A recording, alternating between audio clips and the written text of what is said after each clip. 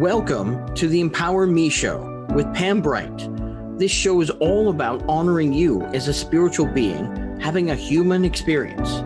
You are here for a reason, and it's no mistake that you are here on earth right now.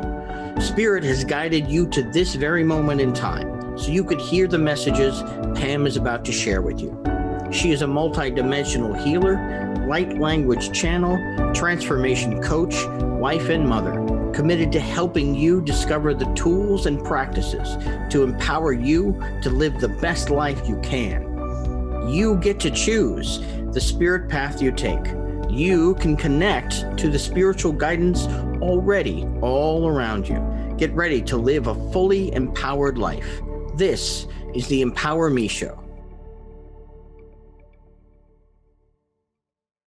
Welcome back, everyone. My name is Pam Bright, and I'm your hostess for this episode. This is my spirit partner for life, David Buck, and you have tuned in to the Empower Me Show with Pam Bright. We are so glad you're here, and we are blessed to have our spirit partner, friend, and loved one, Walter Moller, here as well. He'll be tuning in with us shortly.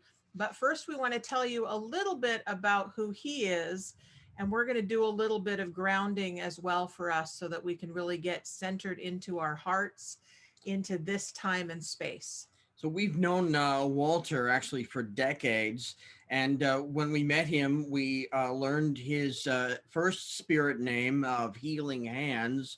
He's also taken on another spirit name, White Raven. I know him as a Boy Scout leader, Navy veteran, grandfather, teacher, mentor, and the kind of storyteller that pulls you into the story he's telling until you recognize that it's your own. And I think of him also as sort of a living spirit guide. Thank you so much for being with us today, Walter. We're so glad you're here, Walter. Would you be willing to ground us a little bit and get us into this present moment? Sure. Yeah. Oh, I want to say thank you so much, Pam and David, for allowing this time to occur here with us here in this way and having me here as a guest. Wow, what a privilege. Thank you so much. I like to invite us to just settle into wherever we are in this moment in time, whether you're seated or standing, and breathe. Notice the foundation that you are inhabiting, what is under you at the moment as you feel the ground beneath you. And breathe slowly, deeply, grounding, settling in to this moment in time, in space, here at this time. We draw this breath together. We exhale together. And what I inhale and what I exhale is mutually shared by all beings, all of us. As a teacher of mine shared with me once, watch how people breathe and you see where they are. He says, it's subtle, watch. And as you notice, people that just engage with their shoulders very briefly, it's only their shoulders that are engaged. Notice what you observe. He said, unhealthy people breathe just with their shoulders. He continues and tells me that healthier people breathe with their shoulders and their chest. This is the average population. He says, watch what you observe and notice. Notice how a healthier person will breathe with their shoulders moving, their chest expanding and contracting, and also their belly far healthier to be fully engaged. Notice how you breathe. As you inhale and slowly exhale, being mindful that this breath we share together has been shared by many. Green people, as we call the trees, the one-legged ones, animals, plants, all of us, those that have gone before, those that have walked this path on this earth that are no longer with us, our ancestors. Breathing slowly, inhaling and savoring this breath. They have also breathed. Breathing, savoring, and remembering. Even the dinosaurs have breathed this breath. As my teacher continues, he tells me not only the shoulders, the chest, and the belly are involved, but he tells me enlightened people breathe with also their feet. And when I first heard this fresh out of massage school, having done cadaver studies and held a dead person's lungs in my hands, I am intimately familiar with the machinery that makes this happen. But where are the feet? Oh no, I was incredulous. I thought, no, you're lying to me. You got to be kidding. But no, the teacher, of course, he's not spilling his guts. He's not telling you all the answers. He's lobbed one over the net. And now the ball is in my court. And here I am with this forever riddle that I share with you now as you breathe. Inhale and exhale, noticing how do you breathe with your feet? That is a great, great riddle. And we will, I'm sure, find out more about the answer to that beautiful riddle as we go along. So today we're going to be honoring something that connects all three of us here and actually brought us to meet each other many years ago, which is Native American spirituality. And one of the things that I think of initially when I think about Native American spirituality is the buffalo, because when they hunted and caught a buffalo, they would honor every part of it. They would thank its spirit for giving its life. They would use the hide to make their teepees. They would eat the meat. They would use the other parts of it for jewelry. They really honored the entire buffalo. And I think that's wonderful because a big part of Native American spirituality for me is honoring everything that there is, honoring all of Mother Earth. And Walter, do you have another great example of Native American spirituality? Sure, absolutely. You know, when we speak of the buffalo, these are plains people that are, you know, in company with the animals there at that moment in time. And, you know, yeah, thank you for reminding us that, you know, as we inhabit this planet, it's good to be mindful of what's all around us and not to be so wasteful. As one of the tenets of Native American spirituality is about reciprocity. Mm-hmm. It's about give back. It's about relationships. How are we in relations? There is a Lakota phrase, perhaps you have heard, Matakawe Oyasin, which translates into all my relations. Mm-hmm. And so using a beautiful example that you brought up of the buffalo, we can look around us maybe and see what is it that's like the buffalo here? What is our footprint like as we engage with this earth that we inhabit now at this moment, at this little space of time that I'm inhabiting? What am I giving back as I am taking? What is it that I am sharing? You know, much like we started, the inhale and the exhale. There is a something there. Yeah. What I am expelling out, I am giving to the trees who drink in this carbon dioxide. And they in turn give back to me what it is that I need, the oxygen to breathe. Yeah. And so there is a perfect example of the reciprocity and the give and the receive, not so much the give and the take, just to be open, hands open, and to receive what is coming your way. So what are we leaving on the table? Yeah. It's not just take. It's receive. What is it that the divine is offering us. And how can we make use of this in a best way? That's great. That's beautiful, Walter. Thank you. That is a wonderful segue into, we are going to take a break. And when we come back, we are going to delve a little bit deeper into Native American spirituality. And we're going to look at the medicine wheel as a way of life. We'll be right back.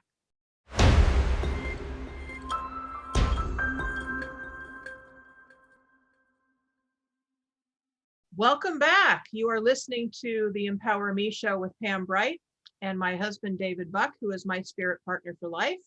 And we are joined today by Walter Moller, who is our dear friend and mentor. And he is going to talk to us about Native American spirituality and his journey. I have a question for you, Walter. Yes, ma'am. To start. So I always ask everyone that I meet, what is it like for you being a spiritual being, having a human experience?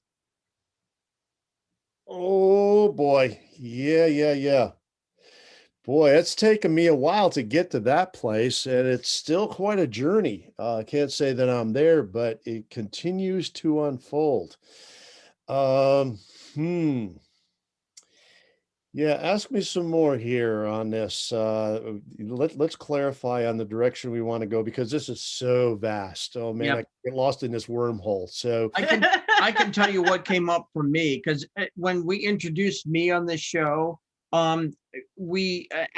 she asked me as if I were a young person, and I would have no idea. Like, my journey now is so different from when it was before. I recognize that to move and to breathe and to speak and to think is a spiritual aspect. That I am literally a spiritual being. I am not this lump of flesh called a human. I happen to be inhabiting this form at the moment. And this is far and away from what I used to believe.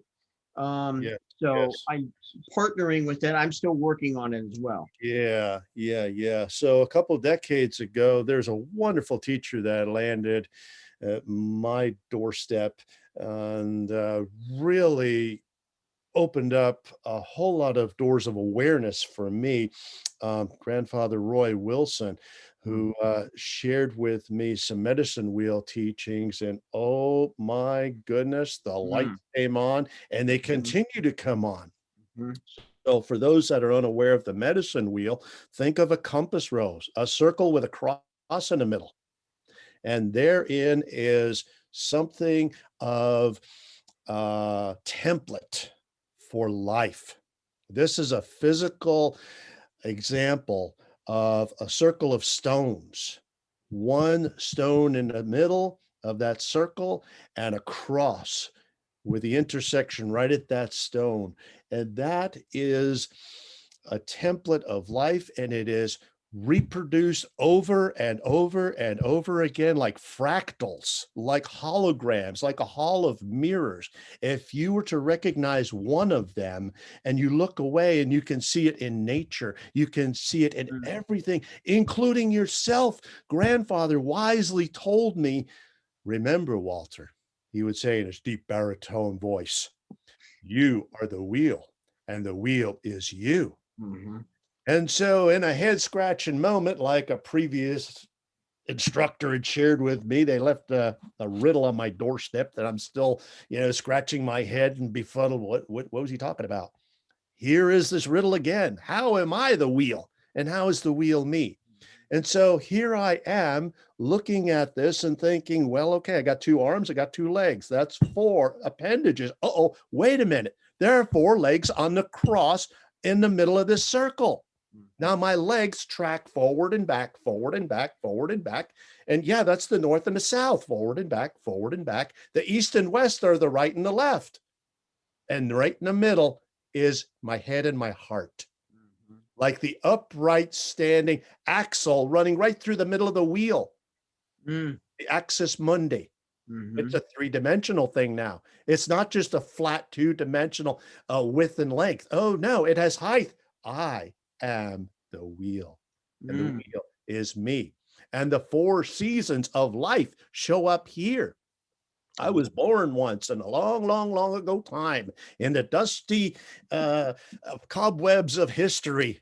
There was a little Walter that showed up, and there in the east, just like the sun rises in the east, there's the beginning of all new things, all new projects, all new life. I was an infant once, and as the sun travels in its clockwise, or as the natives call it, sunwise way, suddenly I am growing into the south. And here I am in my teenage juvenile years. And yeah, I got this figured out. Oh yeah, I'm on it. And I'm just hormones raging, and I'm just, energetic, and I'm just, all over the place like the high noonday sun that beats down upon me with intensity and ferocity.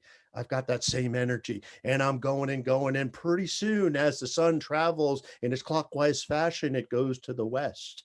And it's now a little bit older, sedate, perhaps a little wiser, I like to think, as one sits in the autumn time on their porch and surveys the work that they have done with their favorite drink in their hand, reflecting upon what has happened and the harvest that has come in, and all the projects that have occurred, the relationships that have come and gone, my own children grown and gone, and all the things that have happened in my life. I am now in the autumn years of my adult life. And so in the West, it continues as the sun sets, and it goes to the dark place of the north, the season of winter, the place of night. And here I am in my elder years with my white hair thinning, not so thick anymore on top, a little bit of a bushy beard. And now there are little ones running around calling me grandpa. And here I am being invited onto a podcast miraculously enough. I don't know how that happened. Here I sit in my elder years and sharing something, a story of this is what happened for me. I don't know if it's something important that you can relate to, but it's a story. Check this one out. It sounds like a full circle, Yeah. which is full fantastic. Yep. I am the wheel, and the wheel is you. If you Yep. can see the wheel in someone else, wow. Mm. Well, Wow. I remember hearing when I first got introduced to the medicine wheel that we all go through different parts of the wheel at different times. Yes. And that eventually all of us will go on every direction and connect to every stone and every animal and Yes. every experience that's here on this planet. Yes. That is the glory of it.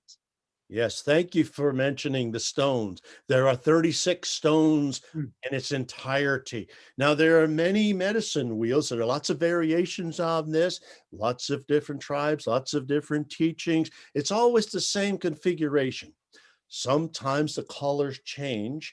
For me, the wheel is yellow in the east. It is, for me, red in the south. And for me, black in the west and white in the north, like the winter snows and the hair on the white-haired elders.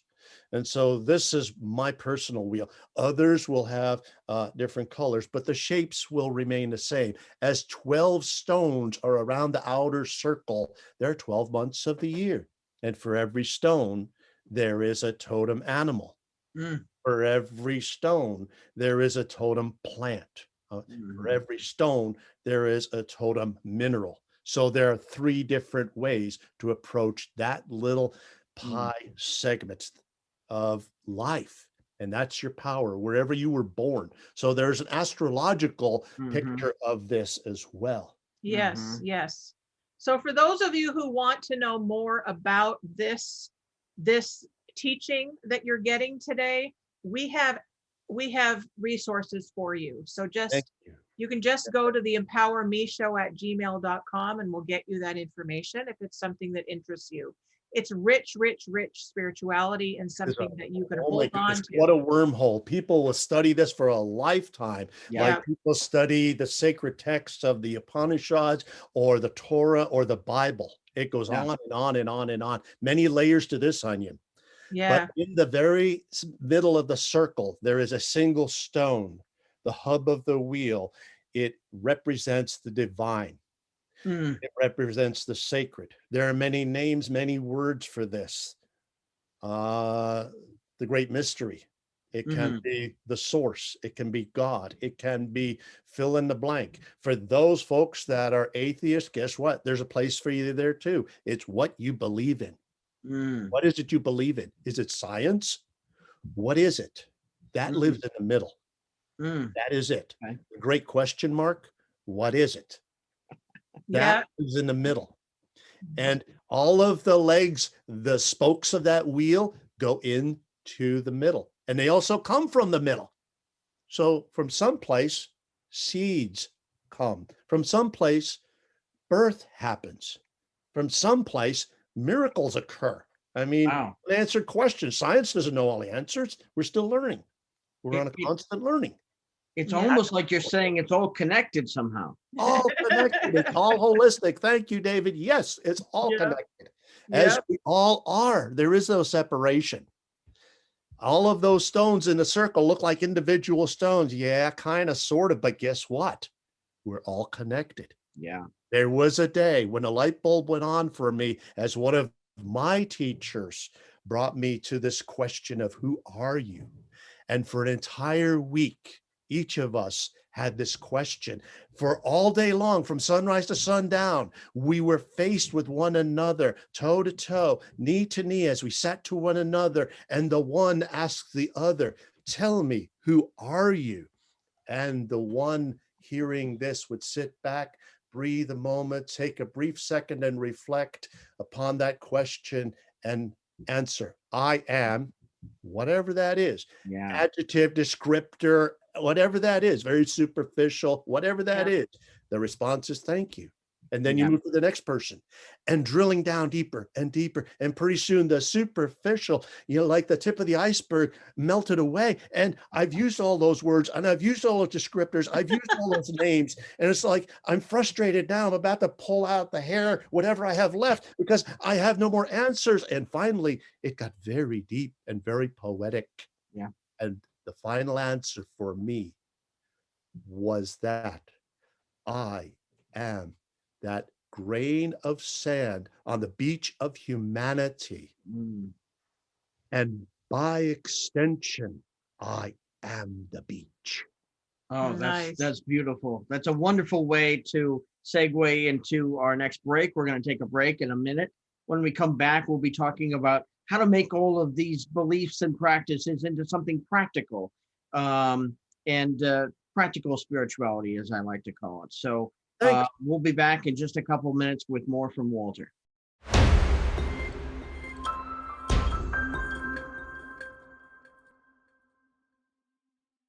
Welcome back to the Empower Me Show with Pam Bright and David Buck. He's my spirit partner for life, and we are joined here today with Walter Moller, who is our dear friend and Native American elder that we absolutely love. So I'm so glad you're here, Walter. So we would like to talk about practical spirituality. What can you do with this information that you're receiving today, and how can you use it in your life right now? Thanks for that question. Let me back up a little bit here and clarify the fact that I am not Native American. And I just wanted to put that out there and say that my story is that I am an immigrant. I come to this country from Germany, and I landed in upstate New York in the foothills of the Catskill Mountains. I grew up. Uncle Sam's Navy found me here on the West Coast, and I stayed. So that's the Reader's Digest version. How I come by way of the Native American spirituality was in a meandering kind of happenstance way where our paths crossed into a beautiful intersection of coincidence, if you can call it that, because I've come to understand there's no such thing as coincidence. It's all in divine order. Yeah. And you look back in the rearview mirror, it's like, oh my God, the road actually crossed that way. It wasn't me stumbling and figuring, no. It was actually like, yeah, we're supposed to be that way. And so some teachers and elders have come along, and what they shared with me was The nature, like us, is very much alive, and it's all around us. Everything has a certain life and a certain vibration and a certain way of being. And if we can be in good relationship with that, oh my goodness. Oh yeah. Back to your question of how to do this dance in a useful way. It's all about relationship, Mm. all about relationship. We do not live in a vacuum. We do not live in a bubble. We may think that we do, maybe in COVID it seems that way, but all of us are connected like the breath. What I breathe in was just expelled by someone else, and what I breathe out, I share with someone else. And how can we do this dance in a good way? Well, part of it is doing our own homework of recognizing where we are and who we are and doing our own work. Because when you're in a relationship, you are your first person that you are in relationship with. Mm-hmm. Yeah. And if you don't have a good relationship with yourself, if you don't look at that one in the mirror and recognize, oh, there you are. Aren't you beautiful? Aren't you handsome? Not in a narcissistic way, but in an appreciative way. Yeah. Oh, yeah. Yeah. Oh, look at that scar. Oh, I remember that when that happened. Yeah. Oh, look at that chipped tooth or whatever it is, the blemishes. And, you could deride yourself down until you're nothing, but appreciate who you are and come to that place of acceptance and love for yourself. Because if you don't have it for yourself, you cannot give it to someone else. You just can't give from an empty well. Yeah. So Very true. in that place, once you have a relationship with yourself, then you have a relationship with an other, a certain specific other. It could be a parent, it could be a lover, it could be a sibling, someone in your inner circle there you can have a relationship with. It might be a houseplant, it might be a goldfish, it might be a pet, a kitty cat, or a doggy, That's true. It's the connection that's important, isn't it, though? Thank you. Yes, yes, yes. And just like the Lakota would say, Matakawe Oyasan, which translates into all my relations, recognize that that stone out there is not just a rock. Oh yeah. No, it's a foundation upon what you stand. Yeah. Without rocks, we have nothing. Absolutely. We have no foundation. We have Yeah. nothing. That is the bones of Mother Earth. Yeah. Rocks are the oldest beings on the planet. They have seen civilizations come and go. They have recorded everything. These guys are the ultimate librarians. You crack one open, that's a geode. Oh my goodness, there's a fossil. It's a dinosaur footprint. Yeah. Or whatever you find. You Right. see, Yeah. you be in relationship with what is, what has been, and what is about to be. Yeah, that's beautiful. I knew that when we were creating this show, that we would have a show focused on Native American spirituality. And here we are, all white people, and we are not Native Americans. However, at least for me and for Walter and for Pam, early on in our inspiration of becoming more spiritual, came in Native American spirituality because it just makes sense. It's about connecting to nature. And when you connect to nature, it really becomes a foundation for living. So we want to honor those traditions and recommend that maybe for people who haven't looked at that for themselves or some spiritual practice based on that, consider it because it's Absolutely. deep and rich and very simple, but not simplistic, not like basic kind of simple, like there's just some simple things you do, like breathing in and breathing out. Absolutely. And thank you for that reminder.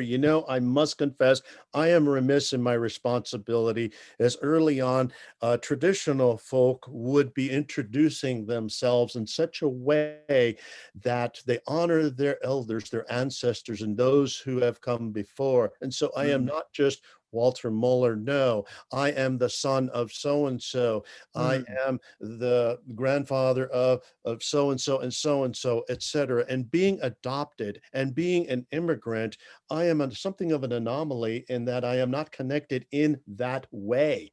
However, I am still connected, which brings up the point that I am here sitting in my chair on the traditional lands of the Tawana people, of the S'Klallam people, and Chimacum people. And so I must mention them and honor them and recognize that, yes, I am walking upon their land, historical, traditional land here in this way.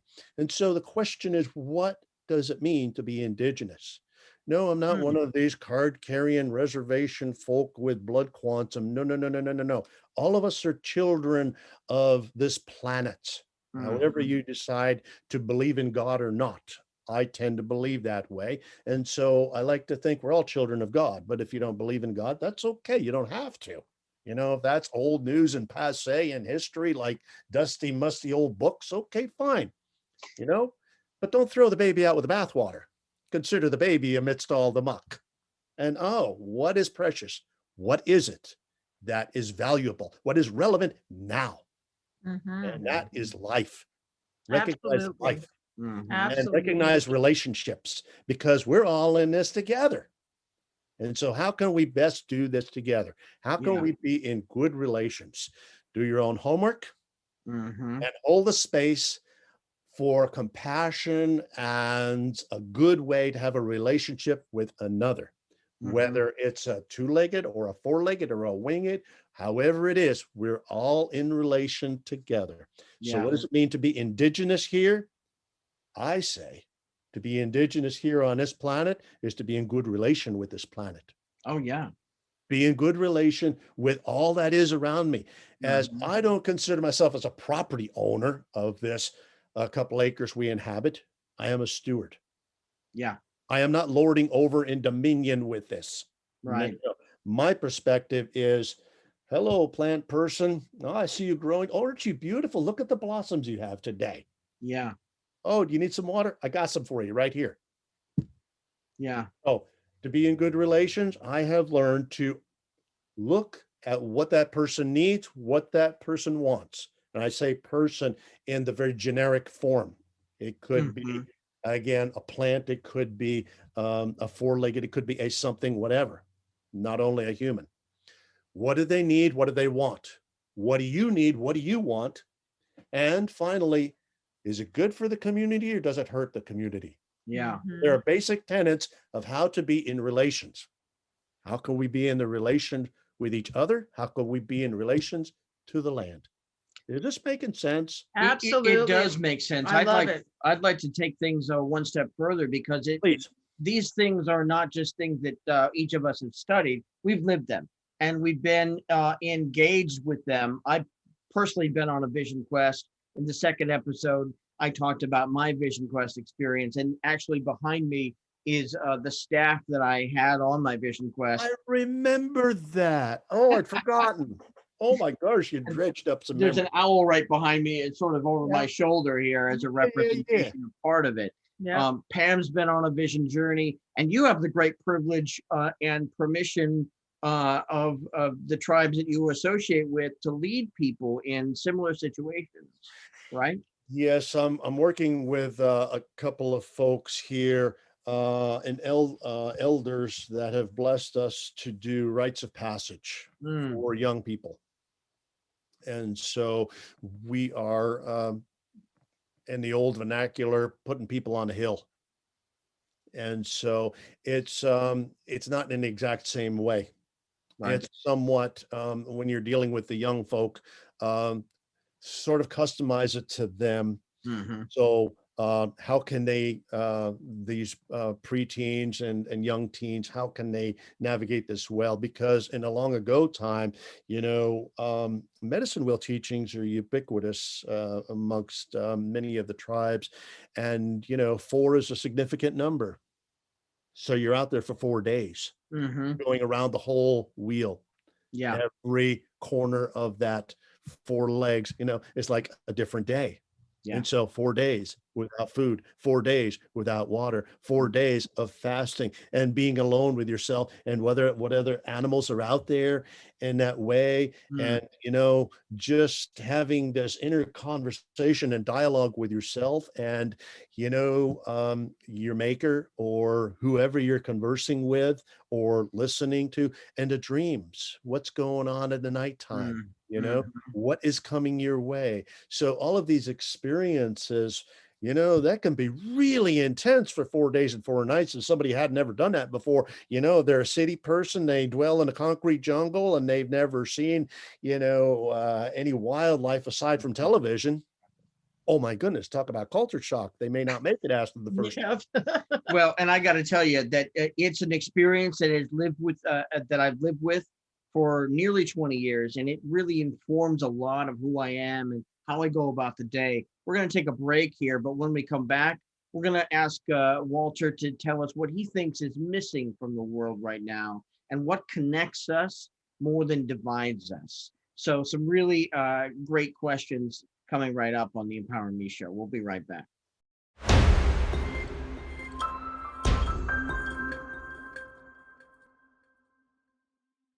Welcome back. You're listening to the Empower Me show with Pam Bright and David Buck, my husband and partner for life.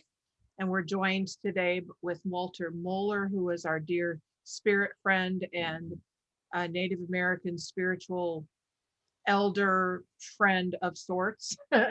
And we call him a Native American, even though he calls himself an immigrant, but we are all native from somewhere. And so we're so glad you're here and with us today.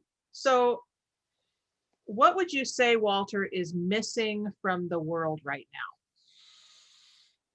Yeah. Thank you for that question. And on our Zoom call now, as you're seeing me, you can look over my shoulder and there's this whiteboard that I have something of a top leaning on its side. It's not spinning as tops do on their axis and rotating. The top has stopped spinning and it is leaning on its side. And underneath it, it says, it's all about balance. And so if you were to spin a top, and it would be in perfect centrifugal force going round and round as quickly as it goes, it dances on that axis. And that is a three-dimensional medicine wheel. The flat part of that wheel is going around as four directions you're going around, and they're flying around really quickly. And for someone's perspective, maybe that is life. For some of us, that spins slowly. They have a long life. Maybe a fly who lives only 2 weeks, it goes around really quick, but it's spinning and it's going and it's dancing and it's upright axis. And it's in perfect balance. It's in perfect order. So as we experience our life right now, our world is wobbling. Our world is really not so smooth. We encounter what we believe to be friends, and all of a sudden we're fighting. We're at each other's throats, just ferociously defending our quadrant and our reality of what we believe to be true. Someone else in their quadrant of political belief or wherever they're at. And so from political aspects of countries fighting to people fighting to what we believe in, what is true, all is in contention, and we are wobbling. Our species is wobbling. Our connection to the earth is wobbling. Our world is wobbling. We're experiencing climate change, a whole raft of challenges that have not been around in a long time, if ever, in our memory anyway. What do we do? What's missing? That's a great question. I point to this sign again and say, it's all about balance. Yeah. How can we get in balance? Back to what we were just talking about. How are we in relationship with ourselves? Are we in good balance with ourselves? Are we in good relationship with ourselves to be in good relations with others? How do we do that? Well, that very center, as I talked about before, represents the divine. The very center. Where is our center? Are we connected? Are we firing on all four cylinders? As we look at every one of those four legs as four parts of who we are, the physical, the mental, the emotional, and the relationship one. The fifth one is more personal. Mm. Because when we get really deep into it, to be in a relationship, we have to be in love. We have to care about something. If we cared about the environment, we wouldn't look at it as a resource like a shelf on Walmart. Oh, I'm just going to help myself with these trees. Yeah, I'm going to just drink up all that water because I need it, and my company is going to benefit from it, and so we're going to use it. Never mind who else it affects. So if you look at it as a living thing instead of just a resource, now we're in relationship, and oh, I could take this water, but I got to give it back. Yeah. What do the fish need? What do the birds need? What do my neighbors need? How am I in relationship? And because you come from this place of love, love is many, many things. Love can look like caring. Love can look like compassion. Love can look like so much. Yeah, I care about that person. I see that person, whether they're black, brown, or whatever color, whatever age, whatever gender. I can see something. I may not like what they're doing, but you know what? There's a piece of that. Well, I can appreciate that, or I can tolerate that, and not just be in total opposition. That puts me in balance. That puts us in balance. That tends to put the world in balance. It's those things of caring. And dare I say, when you go beneath love, what do you find as you dig deeper in that layer of the onion? It comes from spirit. It comes from the divine. It comes from whatever your name for that is. Yeah. That sacred mystery of the divine. Because you look at all the sacred texts, I don't care which religion you go to, you look at them and they all talk about love, every single one of them, underneath it all. And many of them have been, shall I say, co-opted many times for political means, and they've gotten muddy and messy as we fight crusades and such for, because God's with us on our side. Well, yeah, that may be, but he's on the other side too, So here's another question for you. In 2021, as some of the world begins to reemerge from the pandemic, I think a really good question for the moment is, what connects us more than divides us? How can we come together as we emerge? Yeah. Boy, that's a great question, David. Thank you for asking. That's kind of a deep one. It's very personal for each of us here. How do we recognize that? What is it? As we put a toe in this water, this is different water. There's a story about someone going to the river and putting a hand or a toe in the water. It's never the same water. Because that river is constantly running along. Yes, it's water, but you know what? It's different water. Yeah. But yet it's the same water. Yep. And so as we reemerge, as you get back to the question here of how do we do this in the river of 2021?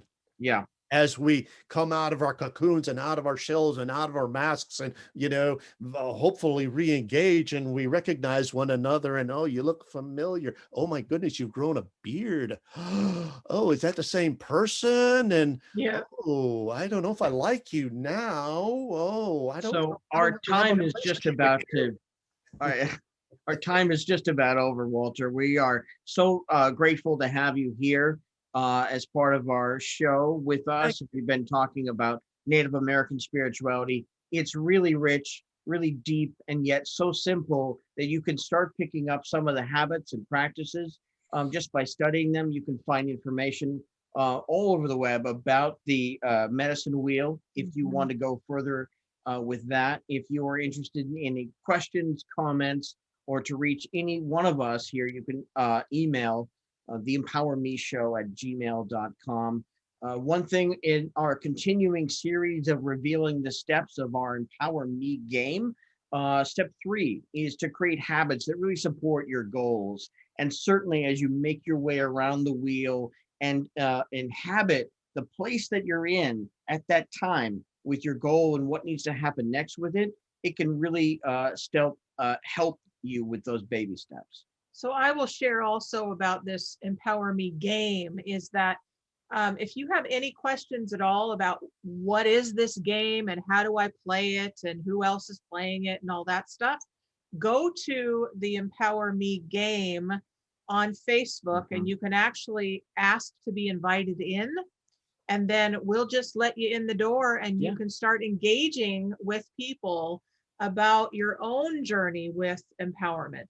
It's a public Facebook group. On the splash page for this episode, you'll find a YouTube music video playlist, a Pinterest pin board, all inspired by Native American spirituality and connections with spirit partners. Next month, we're going to talk even more about partnership. And next week, we've got a special guest to help us honor Memorial Day. So we are so glad that you are here, Walter. I am absolutely thrilled to see you again. It's been way too long, and we can't wait until you can come back to our show again, and we look forward to that. Yeah. We also have another episode called Choosing Your Empowered Life that you might want to be on as well. Yeah. We can talk about that later, but for now, we are going to say goodbye to you, beautiful people that have tuned in. We absolutely love you, and we can't wait to connect again. My name is Pam Bright. This is David Buck, and Walter Moller is also here. We're going to say goodbye for now, and many, many blessings to you. It's been a joy and a pleasure. Thank you for listening to the Empower Me Show with Pam Bright on Transformation Talk Radio. Tune in every Monday at 3 p.m. to learn more about living a fully empowered life. Remember that your life is up to you, and you can choose the spiritual path you are on. There is spiritual energy and wisdom in everything and everyone around you. Listen carefully for what the universe is trying to tell you in every moment. You are already being guided along your journey. Call upon your spirit guides anytime you need help with anything. Know that you are safe in every moment, even if it seems that you are not. For more information about Pam Bright, visit brightbutterflyenterprises.com or email theempowermeshow@gmail.com. Thank you very much for listening. We hope to see you next week.